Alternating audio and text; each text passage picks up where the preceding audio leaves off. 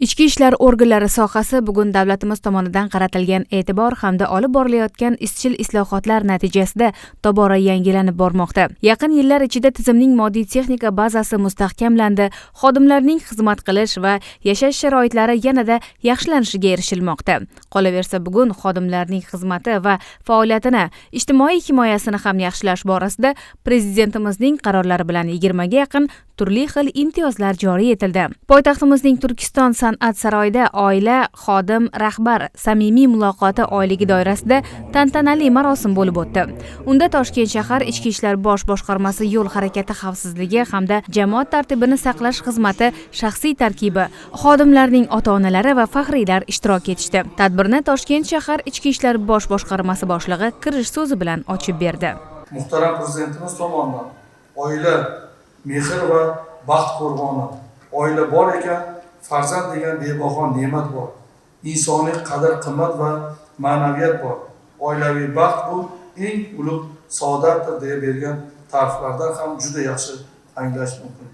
Tadbirda patrul post xizmati va yo'l patrul xizmati boshqarmalari tomonidan bajarilgan ishlarning hisoboti eshitilib, kamchiliklar tanqid qilindi, yutuqlar e'tirof etildi. Jumladan, o'tgan 4 oy davomida patrul post va yo'l patrul xizmati xodimlari tomonidan 1018 ta jinoyat fosh etildi. 417 nafar jinoyat sodir etib, jazodan yashirinib yurgan qidiruvdagi shaxslar qo'lga olindi. Marosimda poytaxtimiz hududida jamoat tartibini saqlash, fuqarolarimiz xavfsizligi, huquq va erkinliklarini ta'minlash, jinoyatchilikka qarshi kurashish borasida samarali xizmat qilib kelayotgan bir guruh xodimlar taqdirlandi.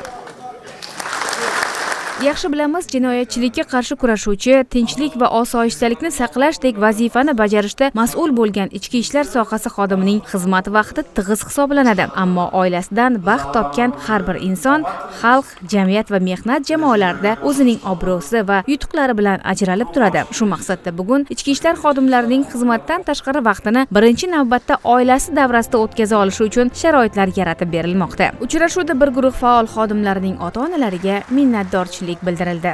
Bu tadbirdan shunaqa taassurot qoldiki bizlarda. Avvalambor davlatimiz prezidenti Shavkat Miromonovga kattadan katta ota-onalar nomidan minnatdorchilik bilaman. O'zimning nomimdan minnatdorchilik bilaman. Bu juda katta taassurot qoldi bizlarda. O'g'limga kelganda, o'zim tizimda ishlaganman, bilaman. Qachon kelib, qachon ketishlarini, o'sha uchun nazoratimda bo'lar. Faxrlanaman o'g'limga. Mana shu ishlab ilohim bizga o'sha nafaqalarga chiqib yursin. O'zi yoshlikdan bir qiziqardi shu sohaga. Men vatan qo'riqchisi bo'laman deb o'sha sinfdoshlariga yetardi-da o'sha paytda. Mana orzulari amalga oshdi, Xudoga shukr. Tabriklarni eshitib, shunaqangi xursand bo'ldimki, hammani o'g'li shunaqa tabriklarga, shunaqa ishlarga ishlashiga tilakdoshman. Vatanimizga, yurtimizga sidqidildan xizmat qilsin. Davlatimiz, prezident shunchalik g'amxo'rlik ko'rsatyaptilar. Shunga kattadan katta minnatdorchilik bildiramiz. To'g'ri, mashaqqatli bu kasb, lekin sharafli. Bularni tanijoni sog' bo'lsin, xalqiga doim xizmat qilsin.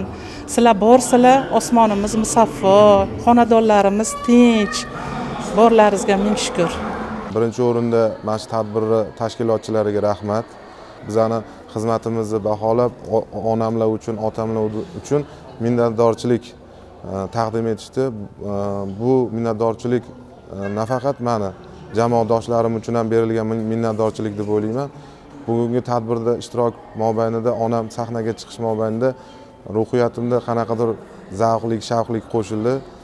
Hammalarga e'tibor uchun katta rahmat. Ichki ishlar organlarida fidoyilik bilan xizmatni o'tab nafaqaga chiqqan xodimlar doim sharaflanadilar. Ularning o'gitlari va maslahatlari yoshlarga ibrat bo'lib, amaliy ko'maklariga suyaniladi. Marosimda shuningdek ichki ishlar organlarida uzoq yillar davomida samarali xizmat qilgan 4 nafar xodim tantanali ravishda nafaqaga kuzatildi. Marosim yakunida Toshkent shahar Ichki ishlar bosh boshqarmasi Nihol jamoasi tomonidan tayyorlangan ko'ngilochar sahna ko'rinishlari va musiqiy chiqishlar namoyish etildi.